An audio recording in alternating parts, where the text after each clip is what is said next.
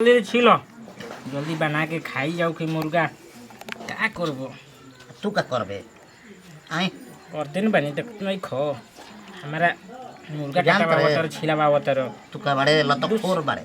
तू लतखोर बाड़ा हो तार मेहरारू लतखोर हम काहे के लतखोर। ये भैया के बात कही तार साली बाई सुन तो शादी करा ना तो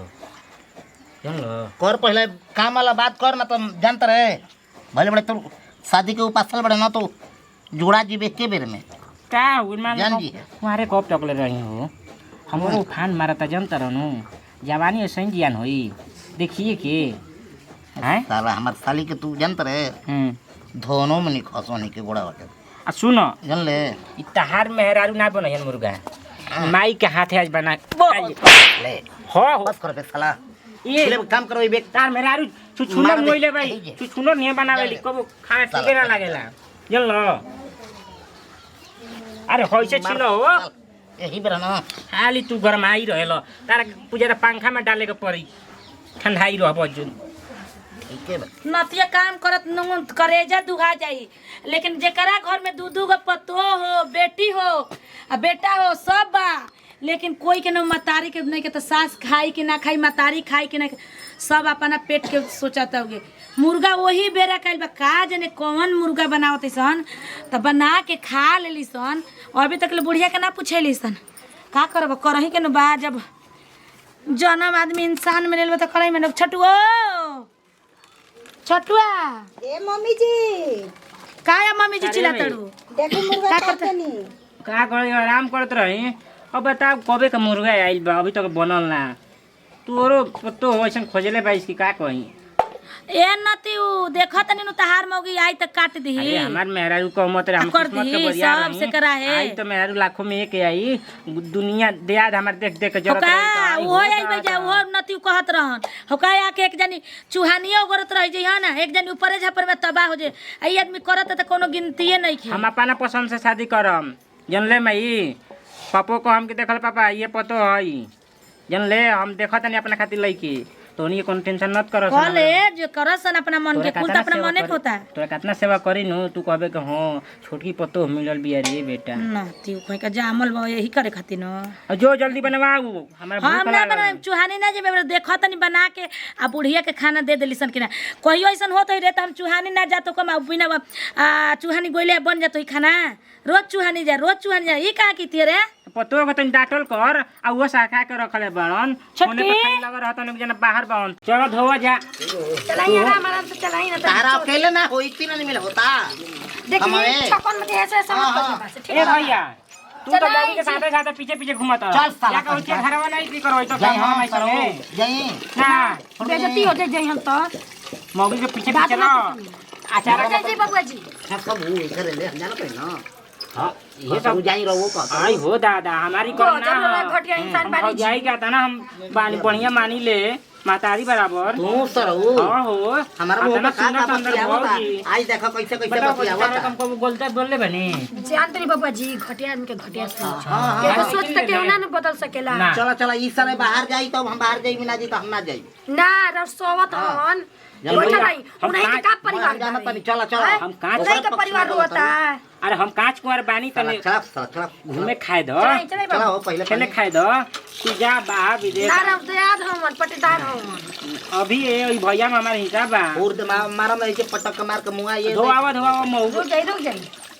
मान लो हम कल चलाते बन तारा जाकर ना चूल्हे तक इसी करवा चला, मसाला चला। भुंजेला नहीं छोड़ के ना जाई हम चला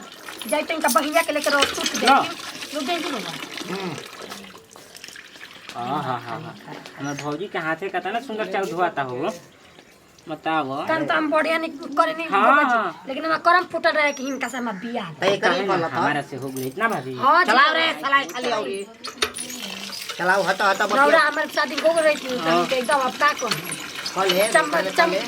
गई किस्मत ये हाँ। जैसे जाए तो चाव बाकी- मुझे चमकता हाँ। है ऐसा ही चमकल रहा है यही तो चमकत रहो तू नहीं कुछ चमकत चमकते बानी पानी का गोड़ो के धन नहीं हम छी तो हम देखते बा नहीं कोनो गांव में कोनो भौजाई बैस सन जैसे हमर भौजाई भाई रात बाबा जी रात दी हमार किस्मत जब तोर बाप माई हमारा दुआरी पे के गिर गेल हमारा गोड़ पर डकेर और गोड़े खींच देल रही हम रहती चल चल चल ए भाई झगड़ा काहे करल मुर्गा मछली बनेला तू झगड़ा काहे करल खराबा हो चल जाए तोरा हम बताओ अपन रोहन देखावेलन हम भौजी का अचार धके जाई तारा संग ना रहम तू हम जानत नहीं